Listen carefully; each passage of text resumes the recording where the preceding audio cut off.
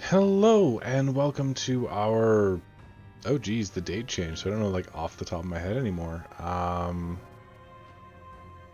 want to say 19th. We're gonna go with 19th day of the Run for Repentance, which I'm gonna check real quick because that just doesn't sound right, does it? 19 days of playing at least one run a day for Isaac, which is, not a whole lot of runs when you consider it, but holy crap, this is our 19th run. Isn't that fantastic? So, 19th run. Pow. Yeah, yesterday was a reasonably okay run. I mean, that's why it has the name it does on the YouTube channel, which is the Caneful Run. Kind of like painful, but you get it. But good morning, folks, and let's take another stab at this. See how far we can get in our new run. I'm going to give a shout out to Mr. Siren, who started following me yesterday, as well as Theron Lynn, about yesterday as well. Thanks for the follow, both of you. Alright, who are we going to play as?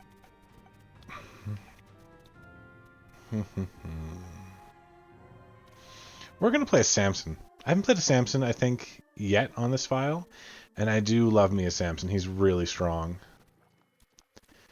I mean, he gets really strong, especially if you take a lot of damage, which I tend to. I think everyone has noticed on the stream that I do take a fair bit of stupid damage. By that I mean damage that really should have been easily avoided that I just didn't, for some reason or another. I'm going to blame my slow reflexes and lack of sleep, obviously. That's me, right there. I don't think we're rushing it all today, but I don't know. I'm actually pretty stoked because I do have the run, not the run. Later on, I do have a D&D game scheduled for you folks to enjoy. Strange Aeons. We have a new player joining us. One of the players that I had decided was going to join us and like had kind of signed up for it and stuff. Turns out that Mondays really don't work for him, so we got a new guy. And this is one of my good friends, Mr. Joel. He is going to be joining us as a fantastic player, hopefully. I know he's already watched like the video and got caught up on everything. I'm still not quite sure how I'm going to introduce him, but I'll figure it out, obviously.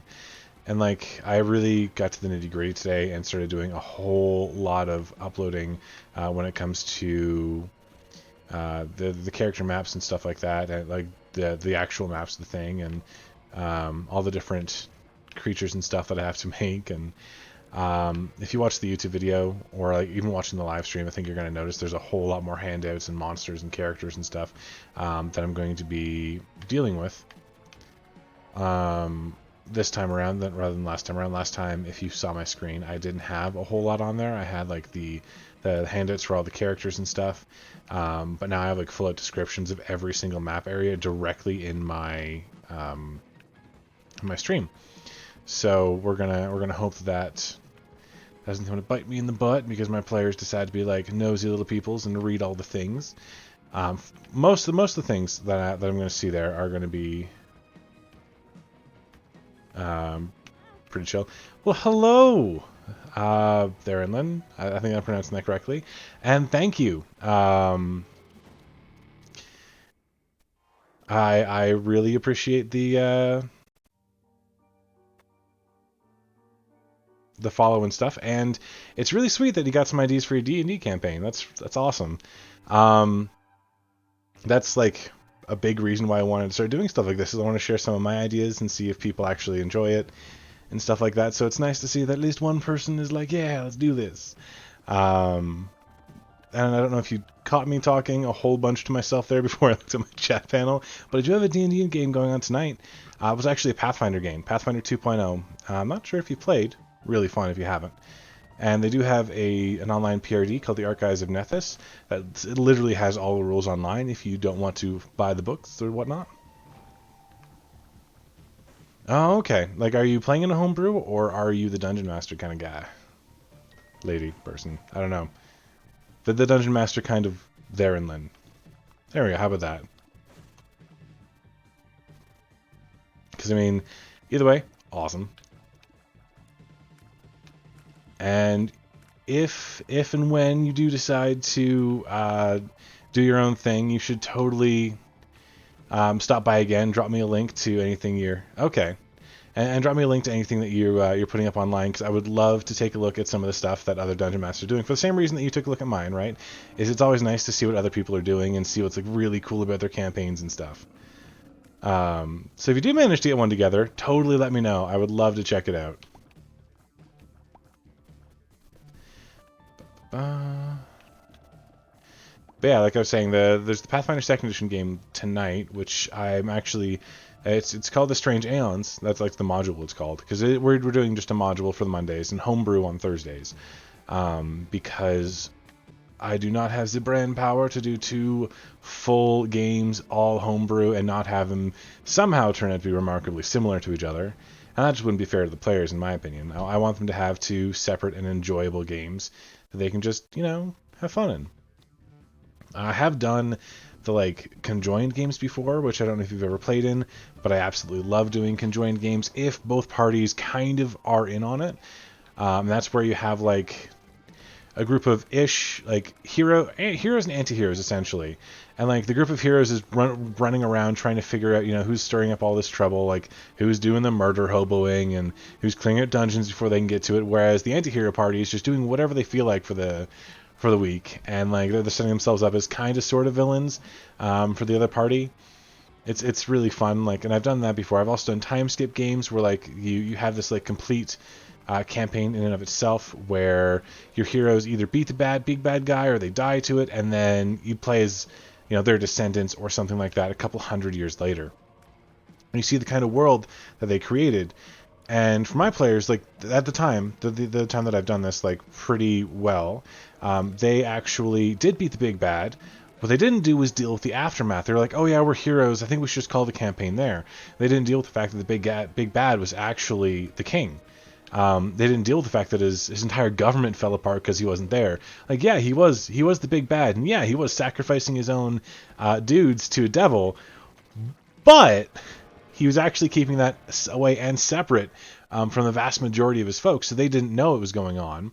They weren't involved in this evilness, and then all of a sudden the entire government falls apart. Devils come calling to like take over people's souls because that's what they were promised, even if the king's not there anymore, and like the entire kingdom descends into chaos.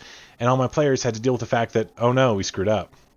And we are totally taking both of these. Those are like my two I wouldn't say my 2 favorite, but they're 2 of my favorite things to get. Sorry, I talk a lot, a whole lot, so don't mind me. But yeah, what kind of, like, it's a full homebrew game you're playing in, like homebrew world, homebrew everything, or just like the homebrew world, you got some classes going on that are pretty chill? Alright, on to the next level anyway. Oh, that's awesome though. Like, I absolutely love it when like new players get really invested and want to be GMs. Because I'll be honest, I've not of my own volition. I started playing as a game master when I was 12, right? Because no one else wanted to do it, so it fell to me, obviously, being the only one who was like going to read all the books and stuff. Because I was a total nerd even way back then. So I've been a game master for like most of my life. So, I mean, I'm 29 right now, so that means that's 17 years of me being a game master. Random item, let's do it. Dead bird, alright. That's pretty awesome.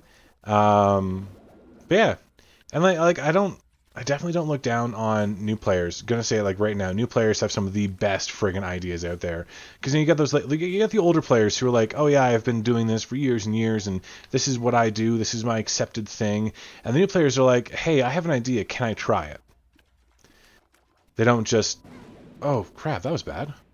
1, they don't make an assumption that they can do it, but 2, they really want to try out the like new things. And like sometimes it works at being like, oh yeah, I want to do like a triple attack in 1 turn when at level 1. And that just doesn't work. But a lot of the time it turns out to be these really neat ideas that aren't like super combat based. They're not combat oriented. They're just like, hey, I want to try something new and different. It's like new players, it's risky sometimes, because new players sometimes have some really weird ideas about D&D, but a lot of the time it's just this awesome. It's awesome to play with new people. I'm not sure how many DMs share that kind of philosophy, but I don't know. I do love playing with new people who have never really played before. It's always fun, I think. Again, sorry, talk a lot. I don't really offer a whole lot of space for people to reply, apparently. I've been told I maybe I need to slow down a little.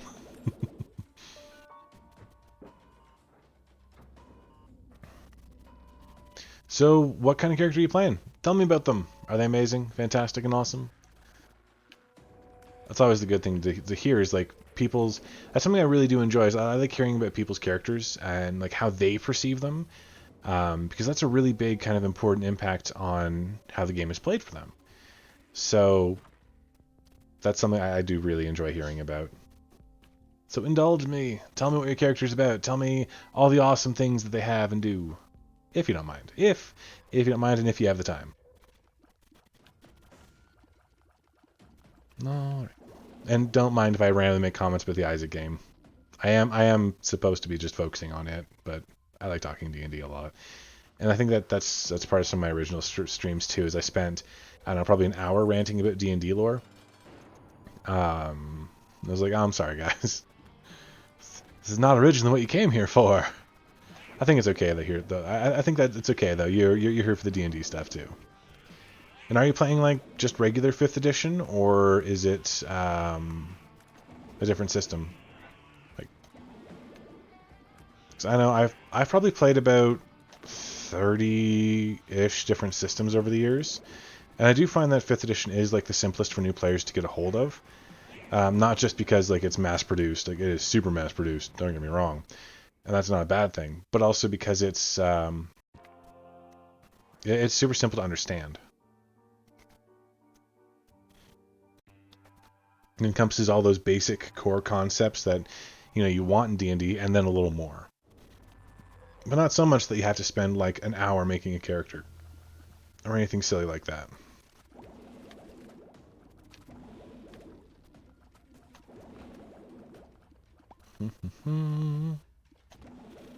Gotta love the little lasers.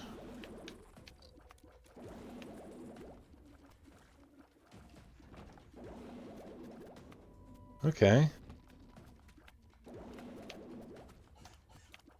Neat. I am totally going to die. 1 second. I need to finish this room up, and then I'm like reading while trying to dodge things. It's not going well. As you can see, I've already taken damage. Oh crap. Sorry. I keep getting distracted by the text. 1 sec. All right. There we go.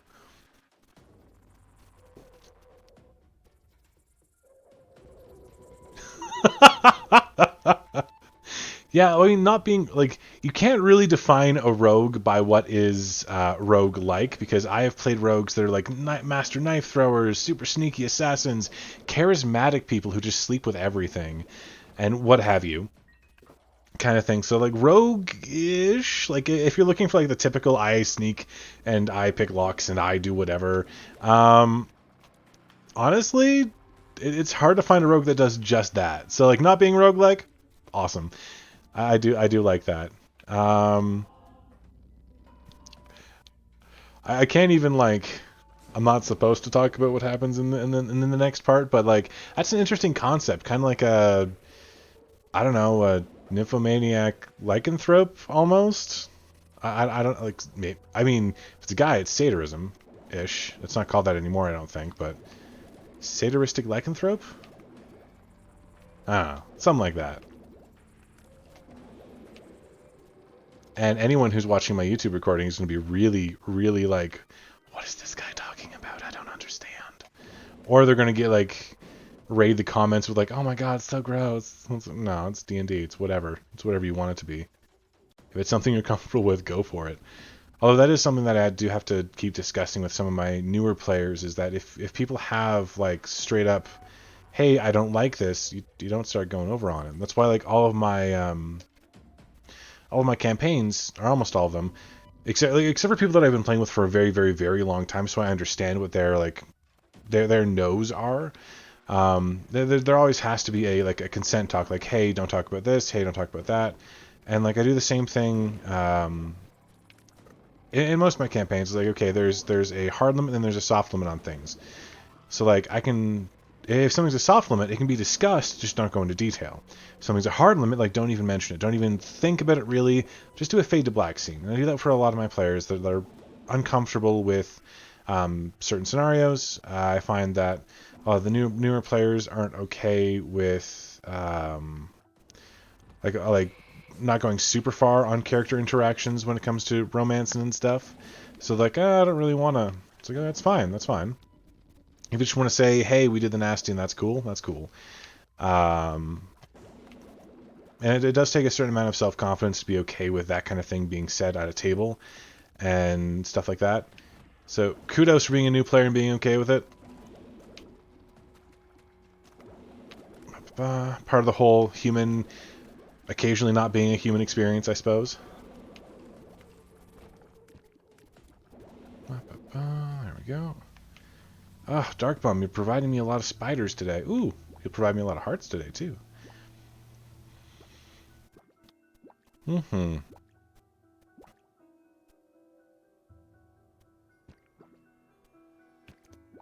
Oh, right. I forgot. He can't produce can't produce blue hearts in there. Alright. So are you just kind of like a feral child rogue kind of thing? You're not sure about the lockpicking and stuff, but you're very sneaky and stabby? Ooh, ooh, ooh.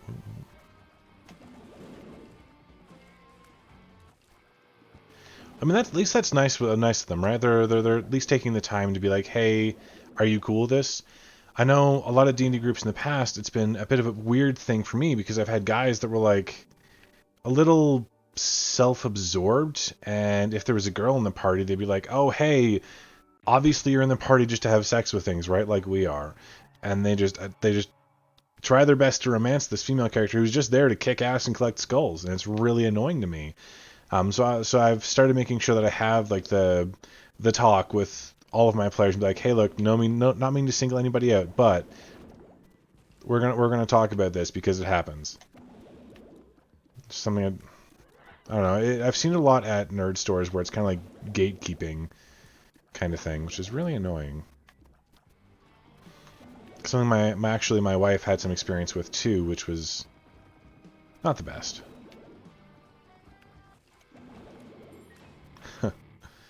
Okay. Oh. Alright, got some hearts. I didn't want them to turn into spiders, you jerk. But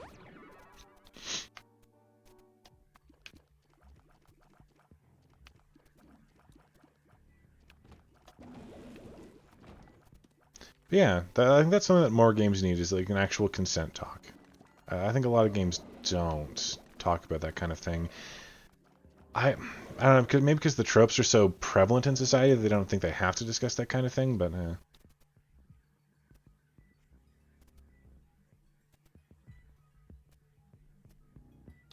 Oh, okay, so a very selfless kind of rogue. Not bad.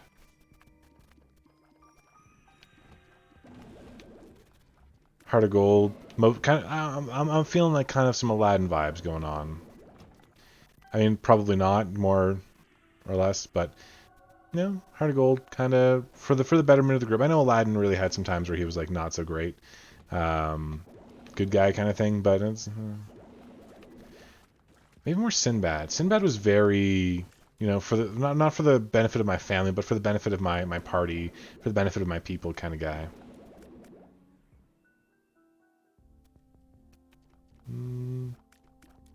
I wish there were more like popular female examples of that kind of thing. Cause like I can only think of Scheherazade, who didn't really do it for anyone's benefit but her own.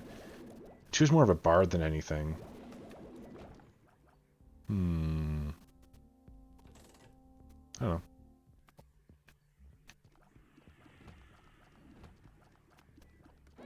Oof. Took a shot there. Oh, please. Grab those, Dark Bum. Bop, bop, and bop. And we go out here. Look at all of those beautiful hearts he gave me.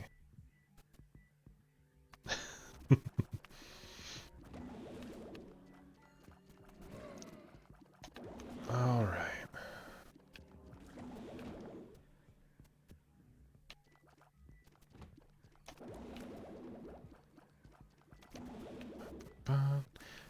Oop, oop, oop. Oh, crap. There we go.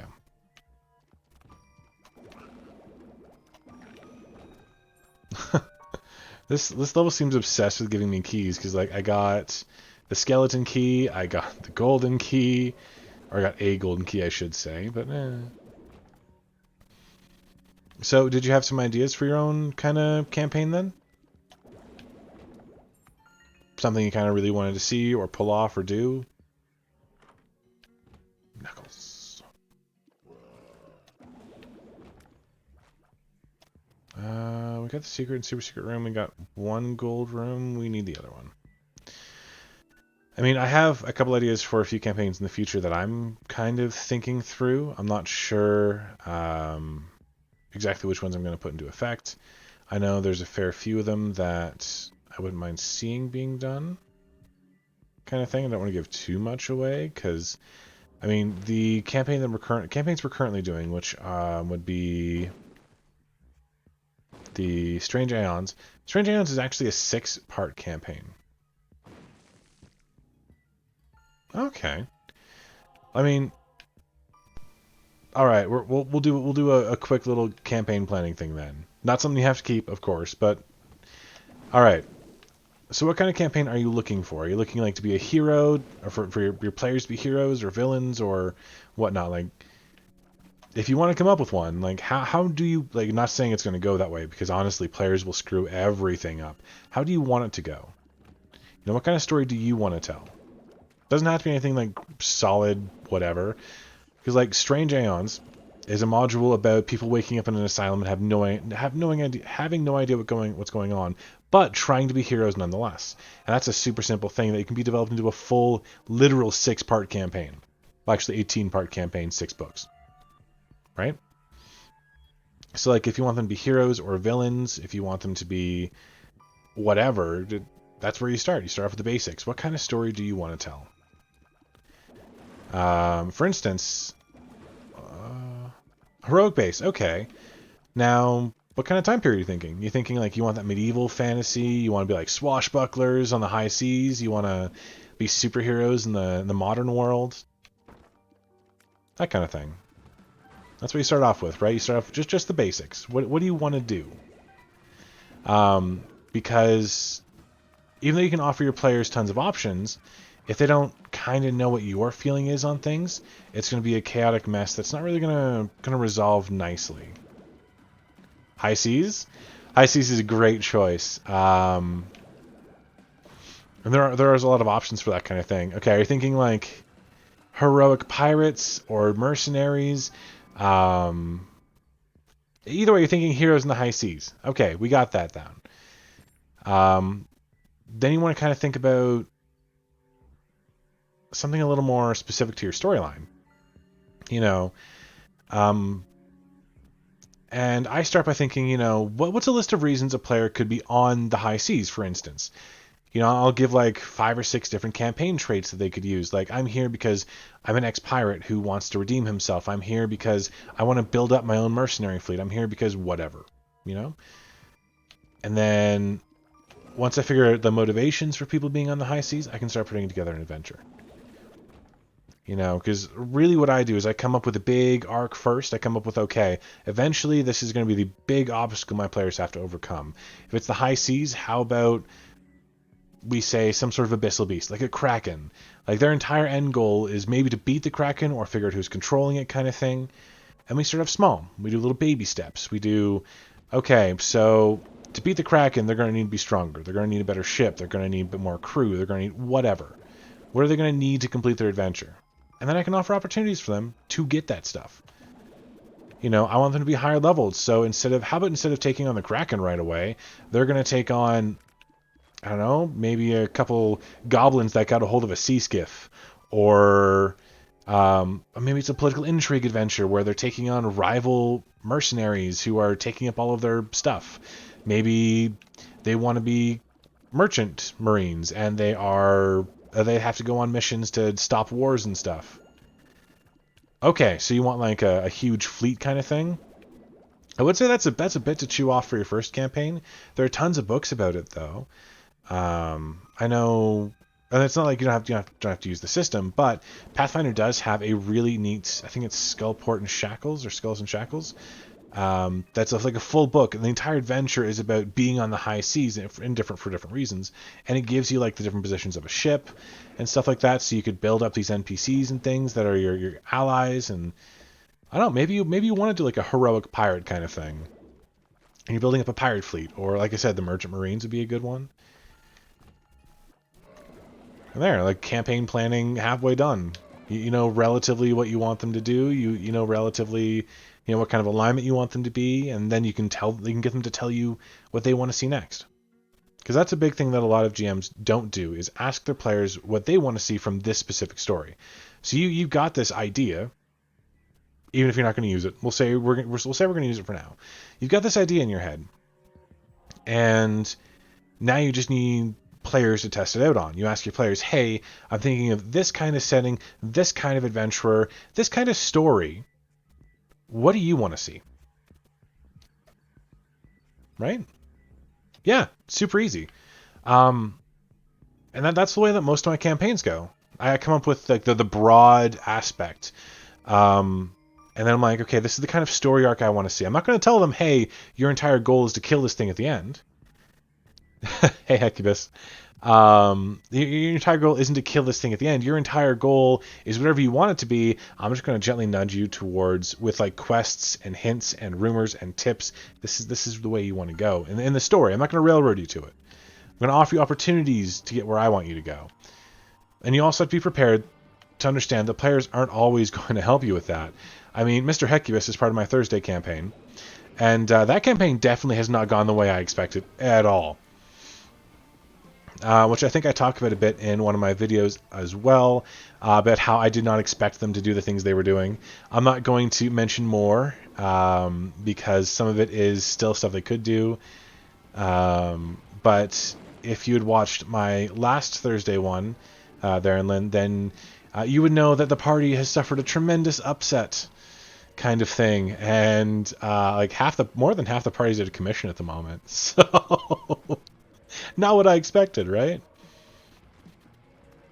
I don't know. And also, yeah. So yeah, talk to your players. That's a big thing that, like, I've encouraged a lot of GMs that I interact with to do that, is actually talk to your players, figure out what they want and they need out of a story. Because if you can't do that, if you can't have that upfront conversation with them, then clearly you can't really play together very well. And like, it's not that you have to consider everything that they want as gospel, because you totally don't. As long as they're going to enjoy your game regardless, kind of thing, as long as you know that they're going to like it, and they say, this is what I want to see, but it's not like set in stone, it's not a big deal. The only problem is if you have a player that's like, I don't want to play this adventure. I don't like your storyline. I don't whatever. That's probably not a person who's going to enjoy your story, and they're probably going to be a huge detriment to it. So I think what we got to saw, Mr. Hecubus, and correct me if I'm wrong, is I put out a casting call, and I was like, hey, I want to play this adventure. I'd like for you guys to be relatively heroic. Here's the kind of backstory to it. And we had a session 0 where we built characters and talked for a bit. And then we started playing the campaign like right away because everyone was pretty into it. So it was... like that's the kind of thing you need. You need to be able to talk to your players and tell them, hey, this is what I want to say. This is what the story I want to tell. If you want to help me add to that, beautiful. If you kind of don't like that and want to say screw off, do something else, then that's what you got to do. All right. I've been talking a whole lot. Okay, we're probably going to take Fierce Shot. Yeah. Yeah, no, that's true too. After every session, like after I pause the recording, I make sure to sit down with the players and talk about it. Yeah. Yeah, I know you do, because I've been to one or two of yours, I think, where that was kind of a thing that the table talk afterwards and be like, hey, look, I really enjoyed this. I didn't like that. And I mean, it's the same thing in like real life relationships, because you are, in essence, you have a relationship with these people that you're playing with. You're telling this massive cooperative storytelling thing, which takes up a lot of your energy and a lot of your time. And if you're going to devote that much energy to something, you want it to succeed. You want to make sure everyone's having fun. That was not a good pill. And you want to make sure that, everyone has the same kind of idea about what's going on. So it's really important to have that communication. And thank you for bringing that up. I forgot to bring up the table talk afterwards. Kind of thing. That is probably like not only the session 0 to figure out what you guys want to play and build a group together, but the table talk after you're done playing the game to make sure that everyone's still on the same page for enjoyment.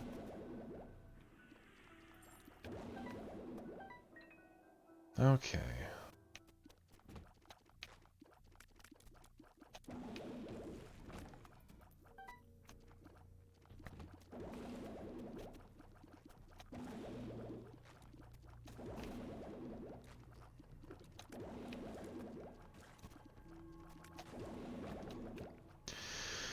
Oh, we are full up on soul hearts, aren't we? You know they got owned by that guy I didn't even see. Hello. Okay. So I'm still in the position of needing... Right? It is very nice. That's great, because like that means as a player, you've already been shown this awesome thing that you should be doing with every one of your games. And that's kind of really important to see as a player, because if you have a GM that doesn't do that, a GM that just assumes, when you become a GM, you might do the exact same thing. So it's really nice that you have a GM that's actually awesome enough to do that with you. Because honestly, it's a rare thing. It's getting more common with the advent of stuff like Critical Role, where people are actually sharing their tips and tricks a lot.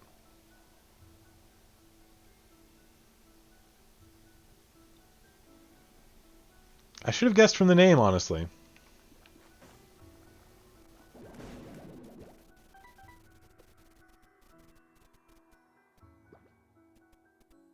I didn't know you were getting into jamming.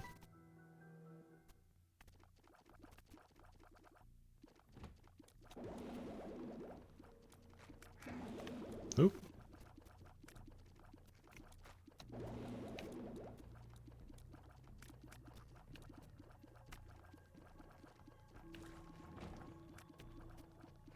Okay. Killing a big spider. It's my favorite activity, just stomping them. Not really. I hate spiders. Although I have faced off against Daddy Longlegs a lot. Maybe it just feels like a lot because like I did face off against him like 6 times in a row because I kept friggin' dying to him, but I had 10 lives.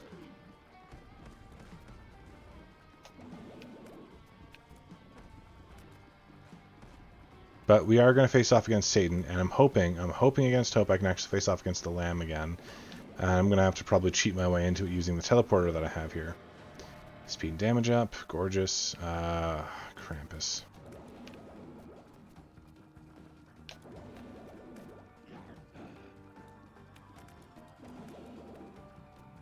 Yeah, it is, like, honestly, GMing is probably, like, one of my favorite activities. Like, I do love playing, don't get me wrong. But, oh, ouch. But GMing is just awesome. Hard to beat, you know, literally being the god of your own world. As arrogant as that sounds. Okay. So I have the secret room, the super secret room, I have everything else there. Yeah.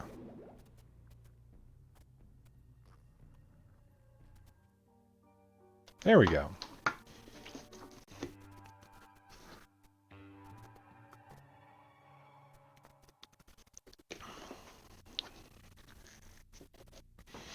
Oh no, no map. Oh no.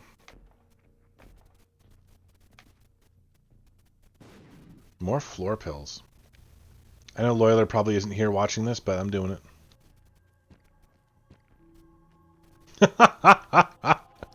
Yeah, I should. I don't. I'm not going to try that. My players would totally call me out on that nonsense right away. But yeah, at the moment, I'm actually playing in a few different games. I'm hosting Thursday games, which are a homebrew. Monday games, which are... Oof, ouch. Which are a... Oh, frig, I keep running into that.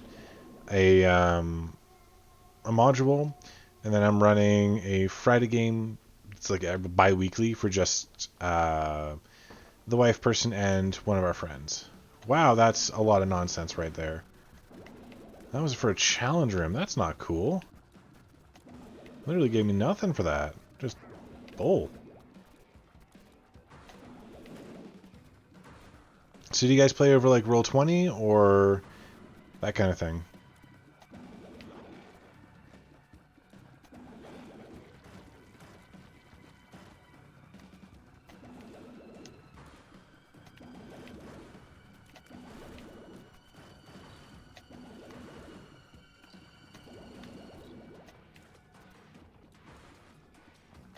There we go. I already had like 90 of those plus. Didn't need another one.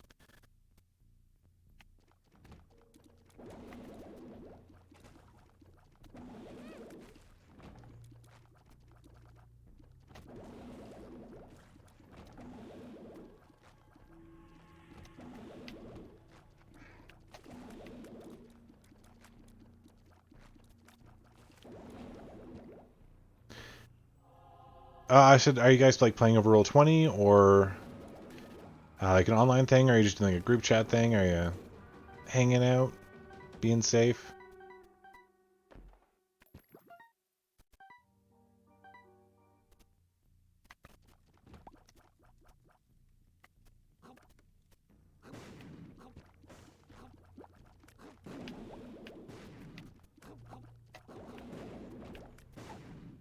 Haha. I'm excited. This is actually turning out to be a really fantastic run. We're at 30 minutes and almost at Mom's Heart. This is actually going to be another short one, I think, just like yesterday, where we were able to kill... Or no, I didn't kill Hush on my cane run on the regular yesterday. It was on the bonus stuff. It's going to be a good day. There we go, and down.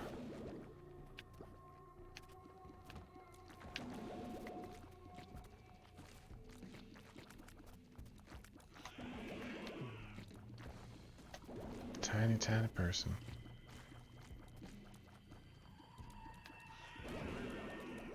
I didn't know you were moving. But yeah, the online stuff is, like, it's super simple to get everyone together for that, at least, I found. But yeah, I agree. Like, nothing beats the actual in-person interaction at all.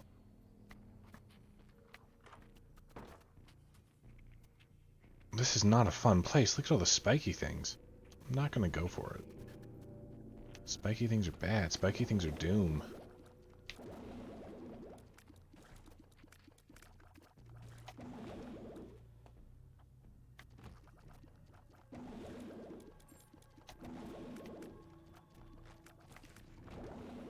There we go.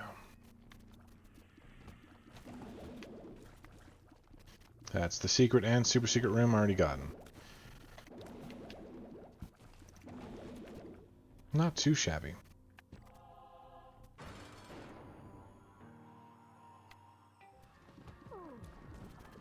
Yeah, 'cause I thought you were living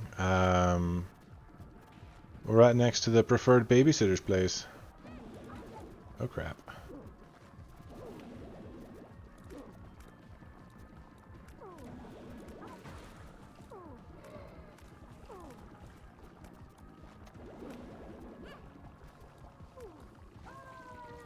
Ah, that's fair.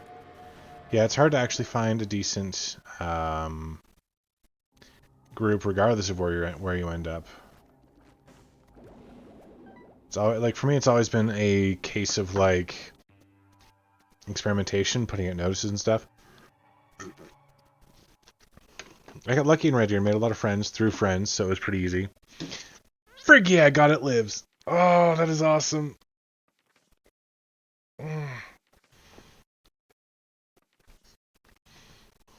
I mean, that's fair. For you, for him, for both. You gonna do the stay-at-home thing for a while?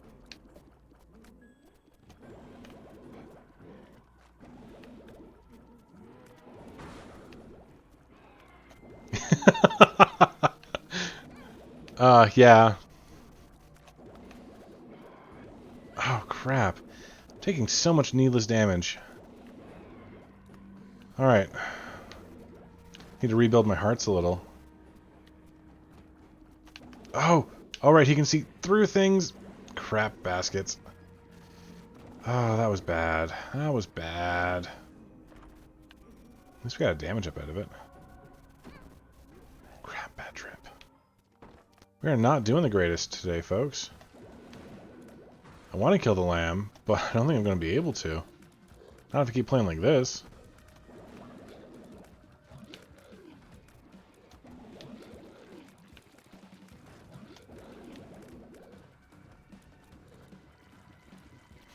Okay, are you doing like the... Yeah, I suppose your degree would allow you to do that, wouldn't it? Like, what doesn't here in Alberta?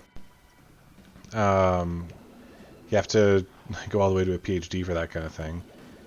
But in Brunswick's a lot more lenient on that kind of thing.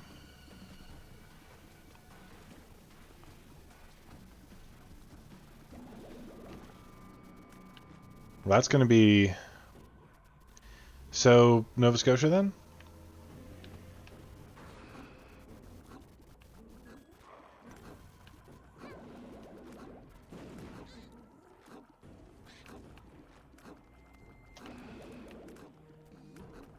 Oh, crap. I'm getting so distracted. Reading stoof.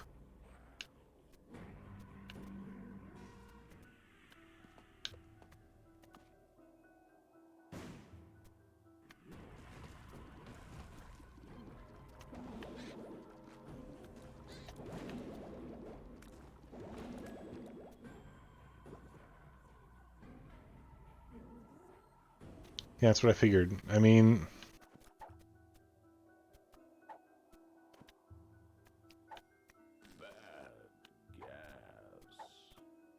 I wouldn't say Nova Scotia has like a dearth of people who want to play D&D, but I mean they do have like one of the best nerd cafes. That's in Halifax, right? Probably not where you're going.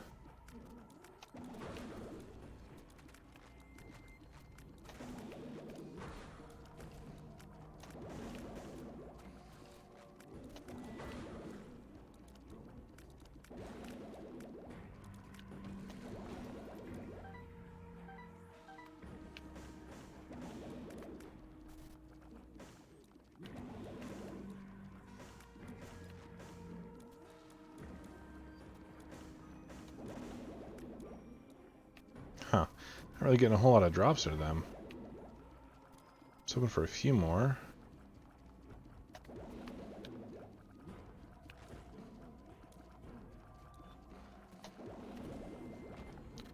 Mostly I'm hoping for some hearts.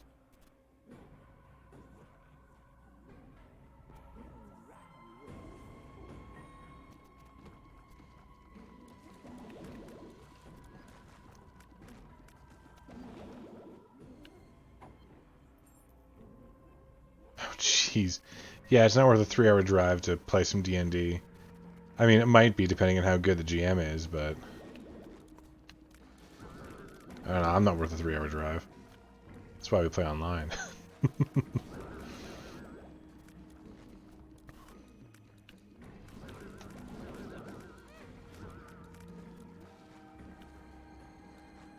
I'm trying to get some hearts here, but there seems to be a dearth. I'm not good enough to face Satan with only 2 hearts. But that's okay, you know what? We unlocked It Lives this run. That is pretty friggin' spectacular.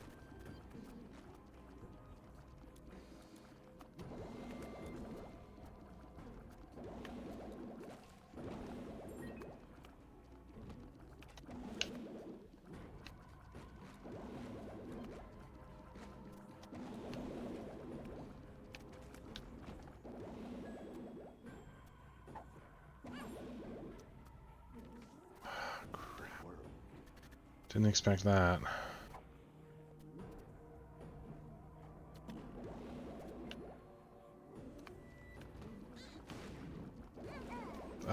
We didn't even make it to Satan this time.